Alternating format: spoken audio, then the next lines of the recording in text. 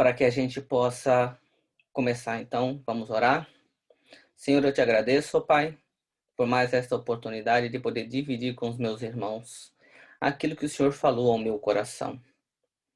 Que esta palavra, Senhor, não venha de mim, mas venha diretamente do Senhor aí dos altos céus, falando aos nossos corações, para nos direcionar, para nos capacitar, para nos corrigir. Ô Pai, pois o Senhor conhece o coração do homem, sabe que as pessoas que estão aqui, as quais o Senhor trouxe neste culto, nesta noite, Senhor, estão aqui para ouvir do Senhor uma palavra, estão aqui para ouvir do Senhor, ó Pai, uma direção, para receber, ó Pai, aquilo que o Senhor tem para as nossas vidas, porque a tua vontade, Senhor, é que todos sejam salvos. A tua vontade, Senhor, é que todos possam se arrepender dos seus pecados e voltar-se ao Senhor, receber o Senhor Jesus Cristo como Senhor e Salvador da sua vida e ouvindo a sua palavra, Senhor, que nós possamos praticar. Por isso, Senhor, fala conosco, tenha liberdade no nosso meio, que não seja eu, mas seja o Senhor, falando aos nossos corações. É o que eu te peço, Pai, em nome de Jesus. Amém, irmãos? Os dias são difíceis, né? Isso é certo. E com o passar do tempo, com as modernidades que vão, né, surgindo ano a ano, década a década, né, a gente, infelizmente, tem desaprendido, né, a diferença entre necessidade e dependência, né, sobre a vida cristã. E eu quero trazer uma palavra sobre isso nessa noite. Vou procurar não ser extenso, mas eu acredito que vai ser de grande valia para todos os irmãos, como foi para mim, né? Porque o Senhor falou muito comigo nesta palavra e eu tenho certeza que Ele vai falar com vocês também. Nós vamos começar, para poder dar um entendimento, um contexto, nós vamos para o livro de Ruth. Abram comigo o livro de Ruth, capítulo 1, por favor.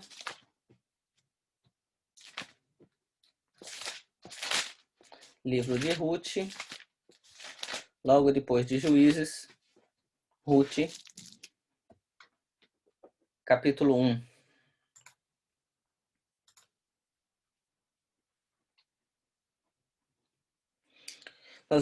Vai ser uma leitura um pouco grande, tá?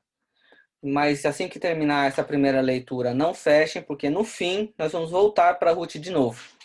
Então, Ruth capítulo 1, do versículo 1 ao versículo 16. Amém? Livro de Ruth está logo após o livro de Juízes.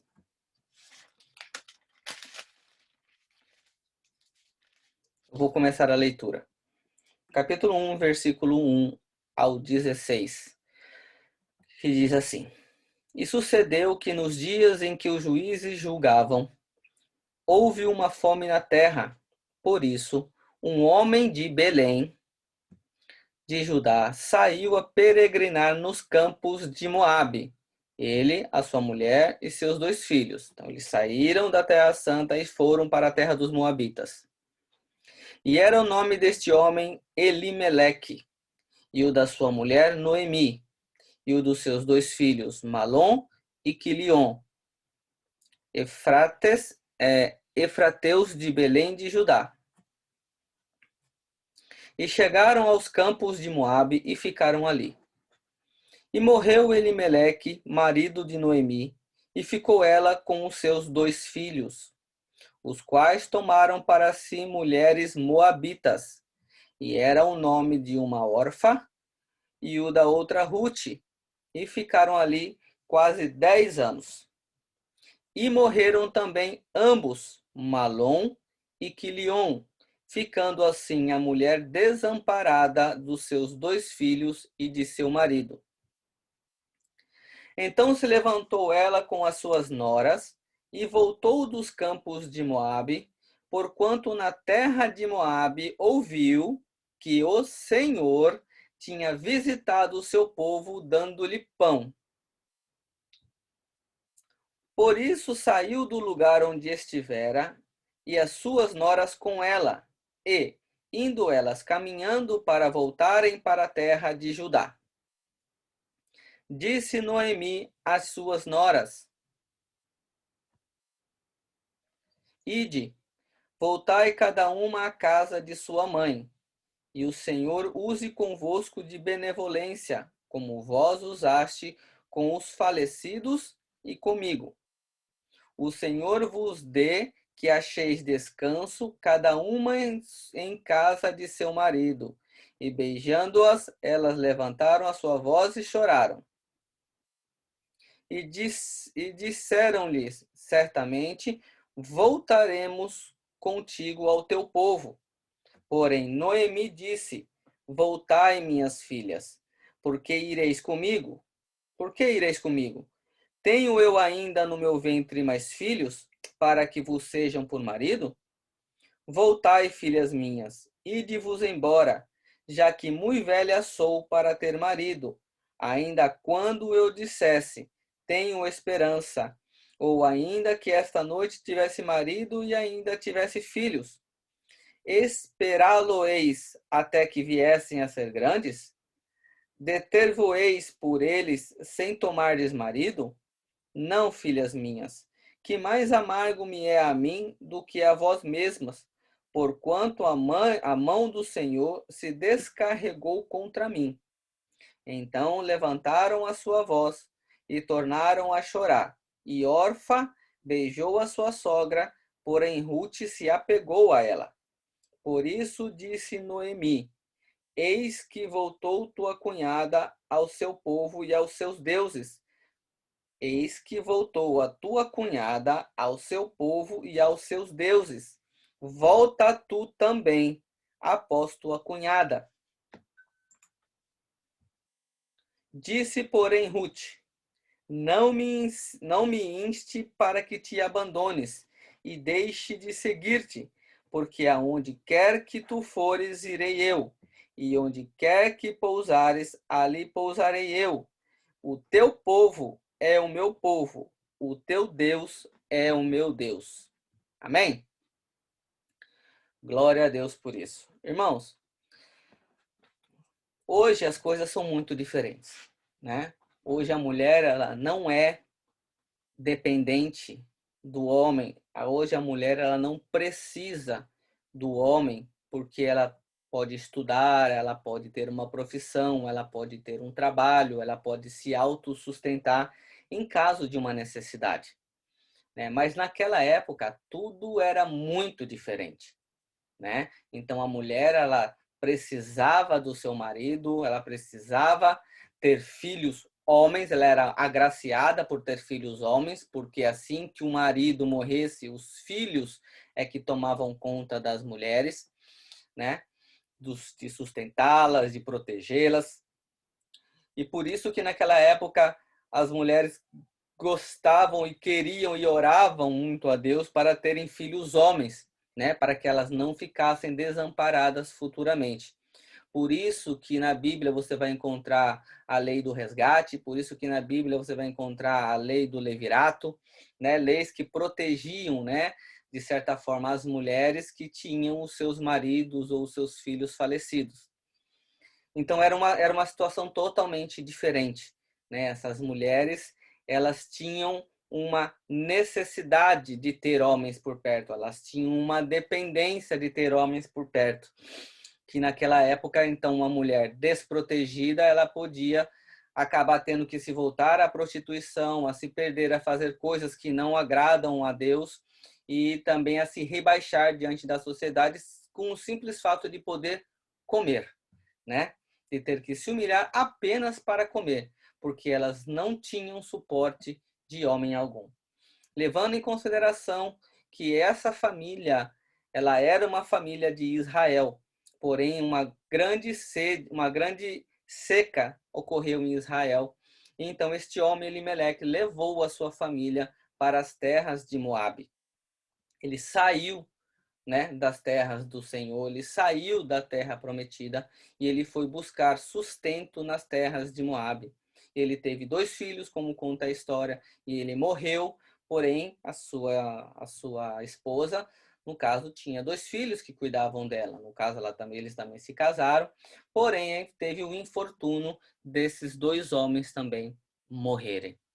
Então, Noemi, aqui ela se vê numa situação muito difícil, porque ela não tinha como se sustentar, né? E hoje em dia a gente vê que espiritualmente a gente também acaba tendo situações difíceis, porque quando nós saímos da presença do Senhor, quando nós não estamos na presença do Senhor, a gente acaba se apegando, necessitando e dependendo de coisas erradas, né?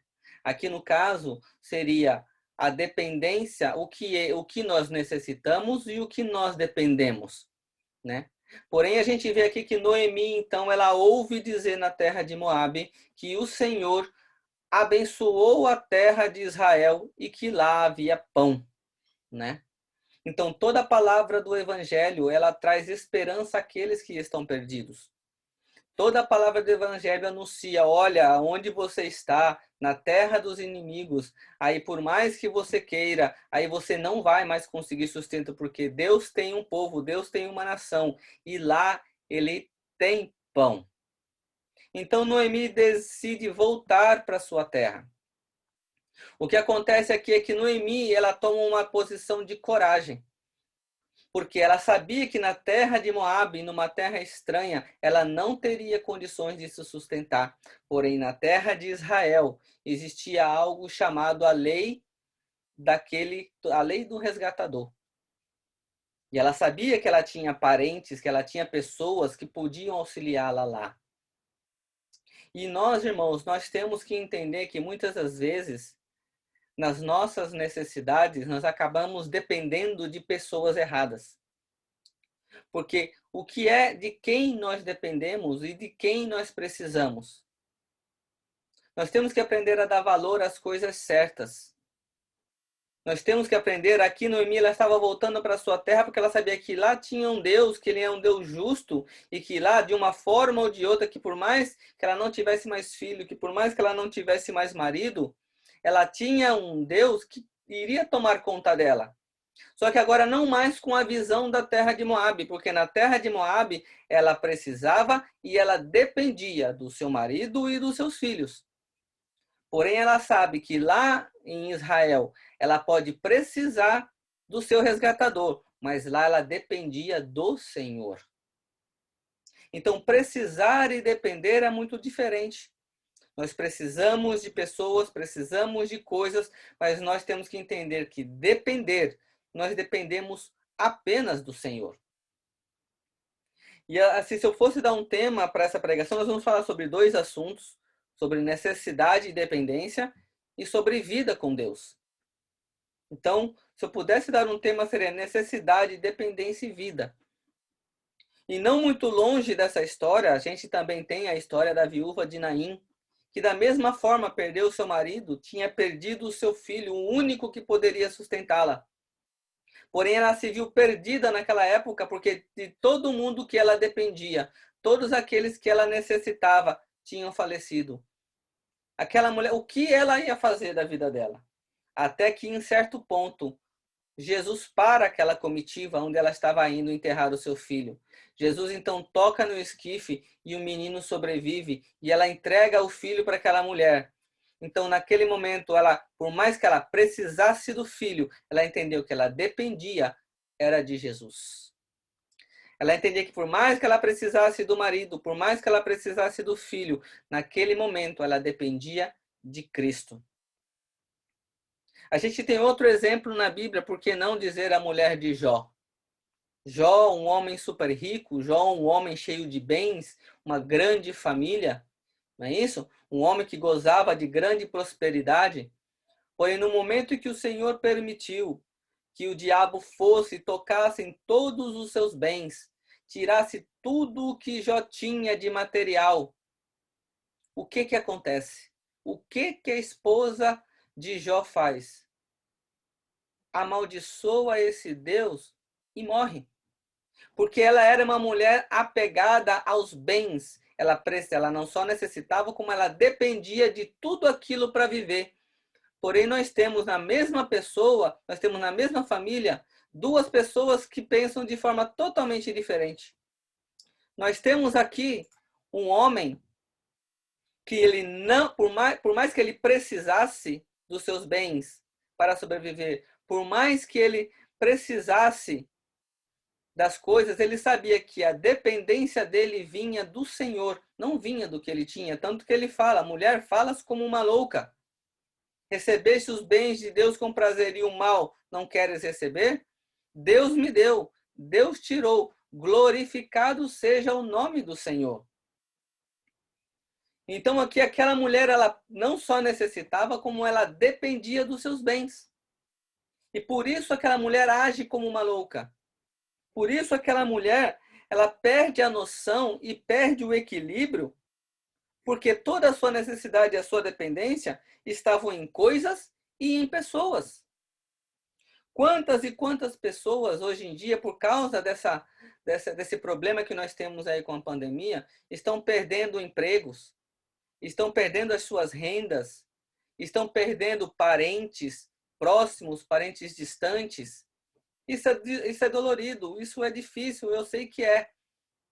Mas como você vai passar por essa situação depende em você entender de quem você necessita e de quem você depende. Se você entende que você necessita do seu trabalho, se você entende que você necessita das pessoas que estão próximas a você, isso vai ser difícil? Vai. Mas uma vez que você entende que a sua dependência, que a sua vida depende de Deus, isso torna as coisas um pouco mais fáceis. Eu sei que é triste perder entes queridos, mas acontece, se você sabe que a sua vida depende de Deus, tudo torna um rumo diferente. Nós sabemos, eu sei, que existem dois períodos na nossa vida. Quando nós somos mais novos, que nós ainda estamos nos desenvolvendo, adolescência, entrando na fase adulta, né? Estamos estudando, estamos agregando não só valores, mas estamos agregando pessoas na nossa vida. Há um período na nossa vida em que as pessoas começam a entrar. Você começa a ter novos amigos, primos começam a nascer, a sua família começa a crescer, né? E vai aumentando, e você vai agregando, forma-se na faculdade, tem emprego, então tudo começa a agregar na sua vida. Porém, chega um momento em que essa curva começa a descer. Chega uma certa idade onde as pessoas que fazem parte do seu círculo começam a sair. Umas começam a morrer, outras começam a cada um tomar o seu rumo. Isso é um rumo natural da vida. Aí os seus parentes começam a falecer, pais, né, avós, pais, tios. Então aí você começa a ver que o círculo da sua vida começa a tomar um rumo diferente. Mas esse é o rumo natural da vida. Ninguém consegue trocar isso. Só que a diferença é, se você durante toda a sua vida dependeu de coisas e de pessoas, quando a linha virar para baixo, você vai se ver perdido. Você vai se ver totalmente sem equilíbrio, sem noção, sem saber o que fazer. Por isso que pessoas, milhares de pessoas se afundam em depressão.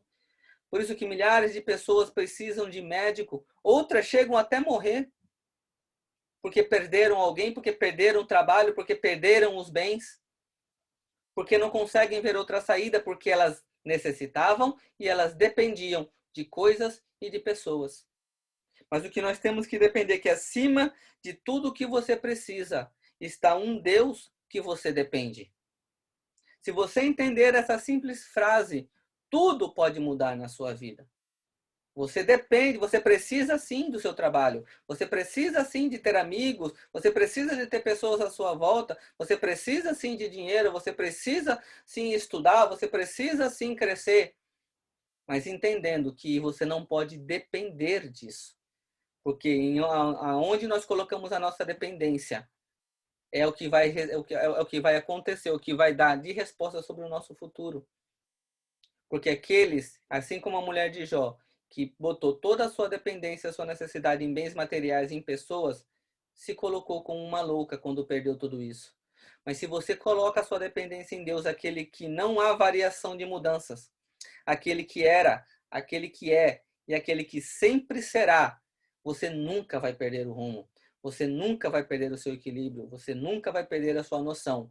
Porque por mais que Deus possa tirar as coisas de você, ou por alguma coisa você possa perder aquilo que você necessita, você sabe que sempre haverá um Deus na qual você depende, ele sempre te dará um escape.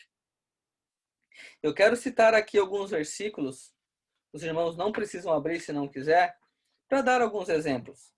No livro de Salmos, de número 44, no verso 3, nós vamos encontrar o salmista dizendo: não foi pela espada que conquistamos a terra, nem pela força do braço que alcançaram a vitória. Foi pela tua mão direita, pelo teu braço e pela luz do teu rosto, por causa do teu amor para com eles. Então o salmista aqui, ele entende que na guerra, ele precisava ter um exército. Ele precisava que eles estivessem armados. E eles venceram. Mas aqui ele deixa muito claro, mas não foi pela espada que nós precisávamos para lutar, que nós conquistamos essa terra. Não foi pela nossa saúde, pela força do nosso braço que alcançamos a vitória, mas foi pela tua mão, ó Senhor. Foi pelo teu braço, porque por mais que você tenha o que você necessita, se Deus não estiver contigo, você não será um vencedor. Por mais que você pense que você esteja vencendo no seu dia a dia, no fim das contas, você ainda vai perder. Se você não entende que é de Deus que você depende. Tem um outro versículo que ele é muito conhecido de toda a igreja, que está no livro de Abacuque, capítulo 3.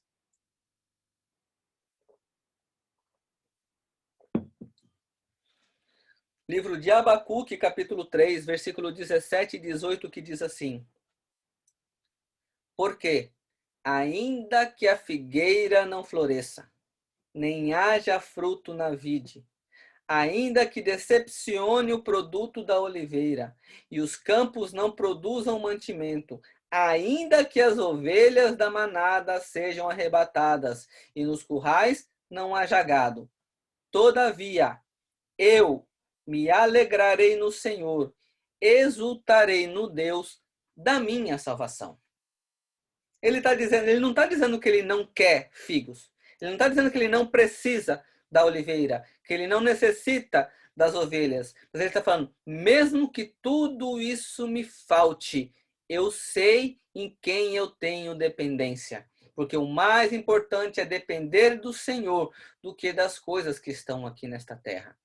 Por mais que eu precise de figueiras, por mais que eu precise de oliveiras, e por mais que eu precise das ovelhas, mesmo que tudo isso me falte, eu todavia me alegro no Senhor e exaltarei o Deus da minha salvação. Aleluia!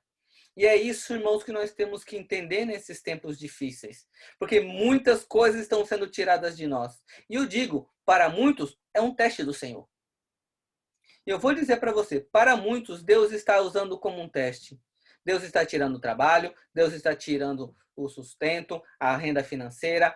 Para muitos, infelizmente, estão perdendo seus parentes, mas Deus quer saber de quem você depende. Porque o vírus está aí, a doença está aí, é uma verdade. Ela é real. Mas como nós reagimos, nós cristãos, que temos a fé em nosso Senhor, como nós reagimos a essas perdas? Como Jó ou como a mulher de Jó? Como sábios e fiéis ou como loucos e imprudentes? É muito importante. Isso mostra para Deus o nosso caráter cristão. Vamos entrar do lado da vida, porque a vida em Deus, ela não é simplesmente eu sei que Jesus existe. Porque a dependência em Deus, você só consegue entender a dependência em Deus a partir do momento que você tem uma nova vida.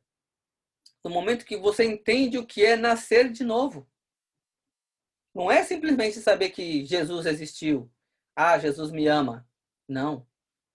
Para depender de Deus, você tem que entender o que é nascer de novo.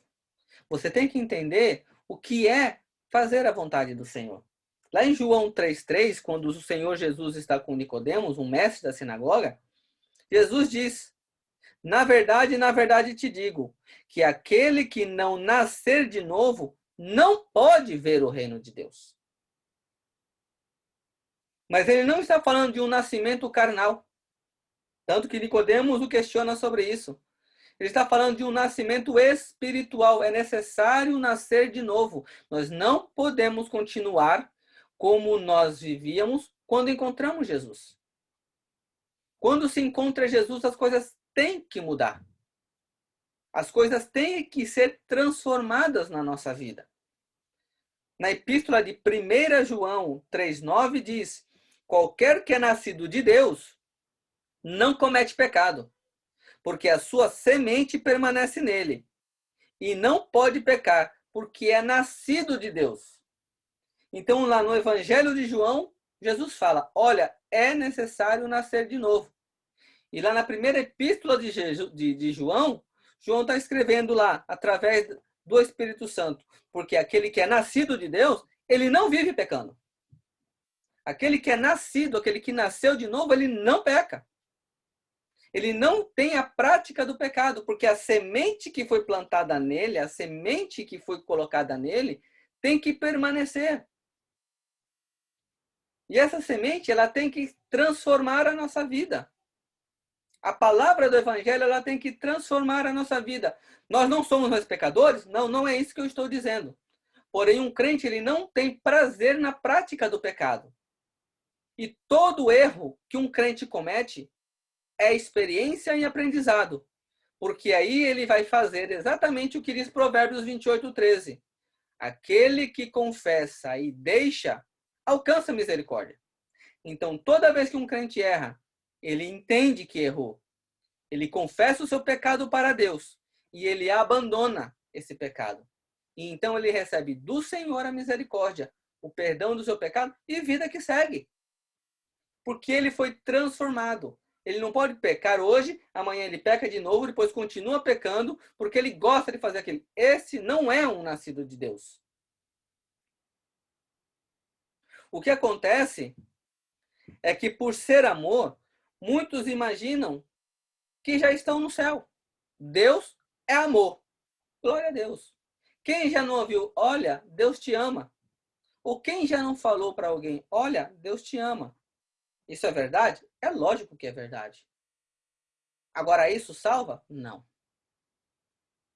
O amor de Deus é um meio. Porque a maior manifestação do amor de Deus é Jesus Cristo. Porque Deus amou o mundo de tal maneira que deu seu Filho unigênito para todo aquele que nele crê. Não é todo mundo. Todo aquele que nele crê não pereça, mas tenha vida eterna. O que acontece é que Deus amou tanto a mim, Deus amou tanto a você, Deus ama tanto o pecador que está lá fora, o assassino, o estuprador, o ladrão, o viciado. Deus ama todos eles. Qual é a diferença? A diferença é que se você não deixar que esse amor transforme você, ele não vai te salvar. É necessário que você abra o seu coração e deixe que esse amor de Deus transforme você. Porque quantas vezes você vai conversar com pessoas que estão na rua e tenta falar do Evangelho, tenta falar de Jesus Cristo. Não, não, eu sei que Deus me ama. Deus também te ama. Não, o importante é Deus é amor, Ele não vai me condenar. Ele vai condenar aqueles que não deixarem de errar. Como eu já falei 1 milhão de vezes, se a razão de Adão e Eva for de ser expulso do paraíso, da presença de Deus, foi o pecado, por que muitas pessoas continuam pensando que podem voltar à presença de Deus em pecado? Não faz lógica, não tem lógica. Sendo Jesus dizendo, olha, eu vim para salvar os pecadores, para que eles se arrependam dos seus pecados. É para eles que eu vim. Então, se você não se arrepender dos seus pecados, você não pode voltar para a presença do Pai. O amor de Deus, ele é muito importante assim, ele ama a todo mundo. A todos, até esses que dizem o importante é o coração. Ele ama. Mas se você não permitir que o Senhor, que o amor de Deus transforme a sua vida, você não vai ser salvo. Isso é uma verdade bíblica. Porque o Senhor, ele vai fazer separação entre justos e injustos. O que acontece é que tem muitas igrejas e mercenários, eu não vou chamar de pastores, porque na verdade são mercenários, que fazem shows em seus palcos. Que o interesse deles não é salvar almas, o interesse dele não é a transformação do indivíduo. A intenção deles é encher e encher e encher as suas igrejas e arrecadar, e arrecadar, e arrecadar e construir outra, encher, encher, encher. Mas não estão preocupados com suas ovelhas, não estão preocupados com as suas almas. A gente sabe que isso existe. Infelizmente existem homens que se chamam pastores, mas que têm interesse apenas no seu dinheiro, que têm interesse nos seus bens. Não estão interessados em salvar a sua alma. Não estão interessados em pregar o verdadeiro evangelho. Não estão interessados em abrir mão dos seus luxos. Não estão interessados em abrir mão das suas vantagens. Porque uma vez que você é colocado como pastor, você não tem poder, você tem responsabilidades. E Deus vai cobrar essa responsabilidade. Assim como ele cobra de mim e de você, mesmo sendo aqueles que levantaram a mão e aceitaram Jesus, nós temos uma responsabilidade de procurar ter uma vida reta diante de Deus. Não é tão simples assim. Aceitei Jesus e estou salvo. Como tem igrejas que pregam e nós já somos salvos, nós temos que nos manter salvos. Não é assim. Não é? Salvo uma vez, salvo para sempre. Isso não existe. Tanto que a palavra diz, e por causa do pecado, caiu a coroa da sua cabeça. Então nós podemos perder a salvação se nós relaxarmos. Porque lá em Mateus diz, aquele que perseverar até o fim será salvo. Irmãos, se Deus tirasse o Espírito Santo do mundo, boa parte daquilo que a igreja está fazendo prosseguiria como se nada tivesse acontecido e ninguém ia notar. Você já pensou nisso? A coisa está tão feia hoje que se o Senhor tirar o Espírito Santo do mundo, o que as igrejas estão fazendo, elas continuariam fazendo e ninguém notaria qualquer diferença. Porque não é porque tem um nome igreja que Deus está lá. Pessoas que não têm compromisso com o evangelho, pessoas que não querem mudar a sua vida, que continuam na bebida, que continuam na prostituição, que continuam nas drogas, que continuam nos seus vícios, continuam na sua vida aí fazendo tudo que não agrada a Deus. Se Deus tirar o Espírito Santo, elas vão continuar fazendo a mesma coisa, acreditando que estão salvas. Pessoas que estão dentro da igreja, fazendo tudo que o mundo gosta, e a pessoa acredita que porque faz parte de uma igreja, ela será salva. Não será. E se você chega, chama a atenção, você está querendo mandar a pessoa para o inferno? Não, não é isso que você está querendo salvar, mas as pessoas estão tão cegas que uma repreensão para correção está tendo um valor diferente. Porque cada um quer fazer o que acha melhor da sua vida. E não o que Deus manda que nós façamos. Um grande problema. Deixa eu ler aqui uma palavra de Thomas Watson. Ouvir a palavra de Deus e não praticá-la é contribuir para a nossa condenação. A palavra será eficaz de um modo ou de outro. E se ela não tornar melhor o meu coração, ela tornará mais pesada as minhas cadeias. Terrível é a situação daqueles que vão para o inferno sobrecarregado de sermão. A pessoa vem na igreja toda semana, 2, 3 vezes na semana, participa dos cultos. Mas a palavra não tem espaço para transformar ela. Ela não permite que seja transformado. A questão é que a palavra será eficaz, você querendo ou você não querendo. Ou ela vai tornar melhor o seu coração, ou vai tornar mais pesado as suas cadeias. Ela vai tornar mais pesada a sua condenação. E essas pessoas vão para o inferno, cheia de sermões, cheia de pregação, cheia de dias na igreja. E elas vão para o inferno. Por quê? Porque a salvação se constitui na mudança de vida. Ela constitui em você deixar a sua vida de pecados e procurar o que agrada a Deus e não a você. Fazer o que agrada ao coração do Senhor. E então, você mudar de vida. Eu quero aqui, Apocalipse 3.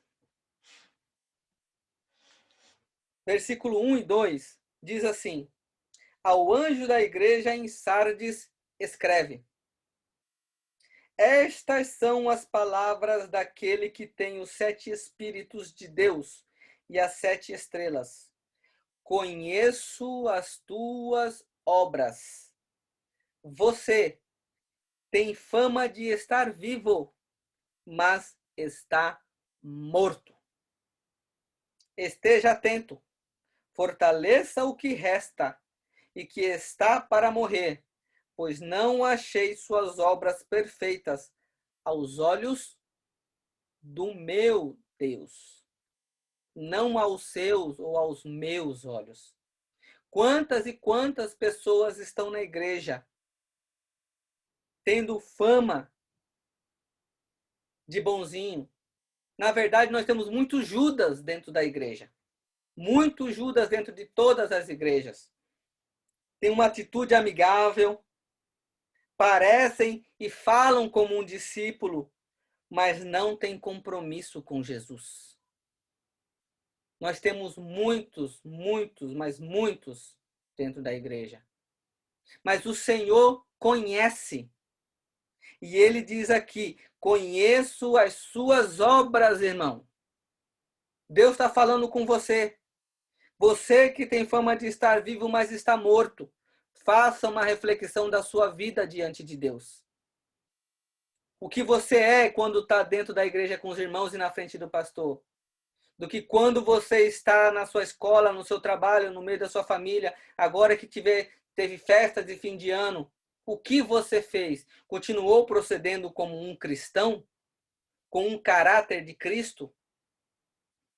Porque o Senhor, ele vê além daquilo que a gente vê. Porque você vai falar muitas vezes com alguém de que a pessoa precisa mudar. Não, mas eu não roubo, eu não mato, eu dou esmola. Mas olha o que a outra parte do versículo diz. Esteja atento, fortaleça o resto que está para morrer, porque nós já estamos prontos para morrer. Pois não achei suas obras perfeitas aos olhos de Deus. Então, as nossas obras, o que nós fazemos, não tem que estar de acordo com a nossa moral, a nossa justiça. Tem que estar de acordo aos princípios morais do Senhor e a justiça de Deus. Porque se não estiverem de acordo, condenação. Não é tão simples assim. Como muitos aí têm pregado superficialmente. Não, Deus é amor, você não precisa fazer mais nada. Jesus morreu por você, você está salvo. Não é assim. O sacrifício de Cristo, ele nos deu o direito de sermos salvos. Não nos deu diretamente a salvação. Eu gosto de fazer uma historinha em cima disso, porque muitos dizem que a salvação é pela graça. Mas não é de graça, que é uma verdade. Quando eu tento explicar a salvação pela graça, mas não de graça, eu conto uma historinha que diz assim: olha, se você gosta de coca, de suco, seja lá o que for, uma pessoa vai chegar para você e vai dizer: olha, lá na estação de ônibus ou lá na estação de trem estão dando Coca-Cola e suco de graça. É de graça. Você vai receber isso daí. Ok. Tudo bem. Mas acontece que você só pode ser salvo se você tomar coca ou suco. Não adianta você saber que lá é de graça. Mas aqueles que querem ser salvos, eles vão ter que ir buscar a coca. Eles vão ter que ir buscar o suco. Mas eu não sei onde fica. Eu não sei como chegar. Eu vou te dar um guia. Alguém vai te explicar e vai te levar pelo caminho até você chegar lá. E esse é Jesus Cristo. A salvação, ela é de graça. Ela está aí para todo mundo. Mas se você não sair do seu lugar, se você não for buscar, você não vai aproveitar da salvação. Se você não deixar o seu conforto, se você não abrir mão daquilo que te prende para trás e ir atrás de Jesus e para chegar até aquele lugar e receber a sua salvação, você não vai, por mais que você saiba que ele existe, você não vai gozar da salvação. Porque você tem que ir atrás dela. Você tem que conquistá-la. Ele colocou lá de graça. O sacrifício de Cristo te dá o direito à salvação. Mas se você não fizer jus a esse sacrifício, você não vai gozar dele. Você não vai tirar aí as vantagens, né, o gozo do sacrifício de Cristo, que pagou o preço que eu e você não podíamos pagar. É interessante, se nós lermos lá em Gênesis, na criação, como tudo na Bíblia tem um sentido, né? Aí você vai ver Deus falando à terra. Em Gênesis 1, 11, você vai dizer, e disse Deus, disse para a terra, produz a terra, erva verde, erva que dê semente, árvores frutíferas que dê fruto segundo a sua espécie, cuja semente nela sobre a terra, e assim foi. Deus chegou à terra e falou, terra, produza árvores.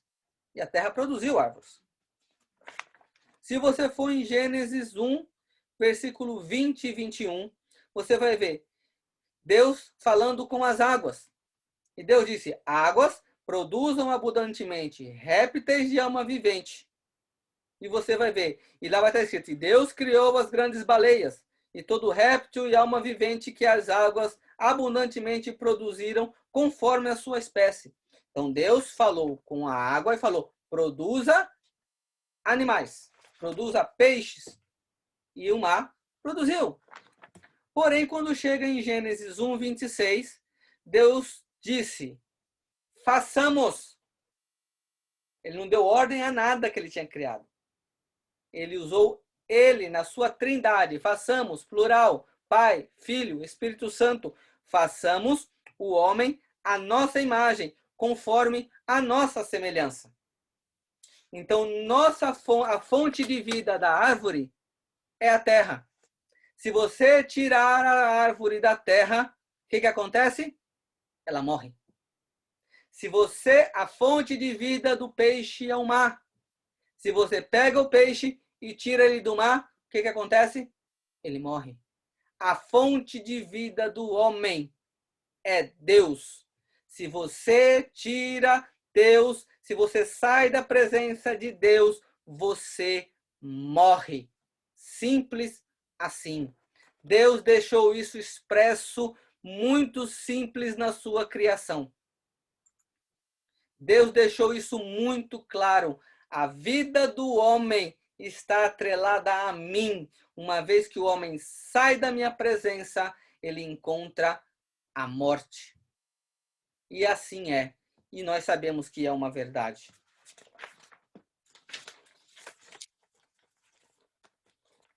Para aqueles que pensam que podem viver uma vida de pecado e acharem que estão na presença de Deus, Isaías, o profeta messiânico, já dizia no capítulo 59, versículo 1 e 2, eis que a mão do Senhor não está encolhida para que não possa salvar, nem agravado o seu ouvido para que não possa ouvir. Então ele começa dizendo isso. As mãos do Senhor não estão encolhidas. Se você precisa de ajuda, ele estende a sua mão. Se você precisa ser salvo, ele também estende a sua mão para salvar. Ele estende o seu ouvido para ouvir as suas orações de necessidade. Versículo 2. Mas as vossas iniquidades, mas os vossos pecados fazem separação entre vós e o vosso Deus, e os vossos pecados encobrem o seu rosto, o rosto de Deus, de vós, para que não vos ouça. Nós podemos perder a salvação. Nada nos separa do amor de Deus. Muitos vão usar esse versículo contra você. E você vai dizer, tá certo. Porque é pelo amor de Deus que nós temos a oportunidade todos os dias, chances todos os dias de nos arrependermos. Mas a salvação só está atrelada à conversão dos nossos pecados. A nós deixarmos a nossa vida de pecado. Então ele diz aqui, Deus ele não está com as mãos encolhidas para que não possa salvar, para que não possa te ajudar, com os ouvidos para que não possa te ajudar. Porém, o seu pecado te separa do Senhor. Então, irmãos, não se enganem e não se deixem enganar. Aquele que vive na prática do pecado, acreditando que porque Jesus morreu, ou apenas porque acha que Deus não irá condenar, Deus, na verdade, ele vai apenas retribuir com o que você fez. Quem fez o bem, receberá o bem e a salvação. Quem fez o mal, receberá a condenação. Por quê? Porque ele é justo. É isso que nós temos que entender. O amor de Deus traz justiça. E é tão certo isso, que quando nós falamos de morte, nós também falamos não só da morte física, mas da morte espiritual. Lá no livro de Lucas, capítulo 9, versículo 60, diz: Mas Jesus lhe observou, quando ele queria enterrar os seus pais, ele disse: Deixa os mortos, ou enterrar os seus mortos. Porém, tu vai e anuncia o reino de Deus. Aqueles que não têm Deus estão mortos. O rapaz queria seguir Jesus, mas disse: Espera, deixa eu enterrar o meu pai. Ele fala: Deixa os mortos enterrar os seus mortos. Deixe os mortos espirituais enterrar os seus mortos, mas você já tem vida, porque você ouviu o evangelho e você adquiriu vida em mim, você nasceu de novo. Deixe os mortos enterrar os seus mortos, mas você vai e pregue o evangelho. Você vai e dê vida. Não seja você um desses mortos espirituais que não tem o Senhor, que continuam nas práticas daquilo que não presta diante de Deus. E eu quero voltar agora para o livro de Ruth para a gente terminar. Porque nós vimos ali que Ruth, ela mesmo sendo uma moabita, ela abriu mão da sua terra e dos seus deuses e seguiu Noemi para a terra de Israel. Então ali, e ela disse no fim: o seu povo será o meu povo e o seu Deus será o meu Deus. Eu não vou depender mais deste povo, eu vou depender agora do seu Deus, o teu Senhor, que será o meu Senhor. E vamos ver o que Deus fez com ela. Ruth capítulo 2, versículo 10 e 12. Diz assim: Então ela caiu sobre o seu rosto e se inclinou à terra e disse-lhe, isso ela com Boaz, porque achei graça em teus olhos, para que faças casos de mim, sendo eu uma estrangeira? E respondeu Boaz e disse-lhe, bem se me contou quanto fizeste a tua sogra. Foi fiel a mulher.